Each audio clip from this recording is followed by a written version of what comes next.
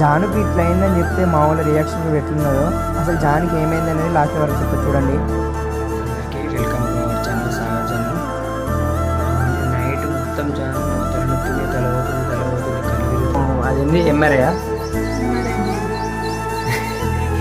MRI 3T platform 40 channel అంట. ఏమో MRI scanning అయితే వేయించిన ఫస్ట్ టైము.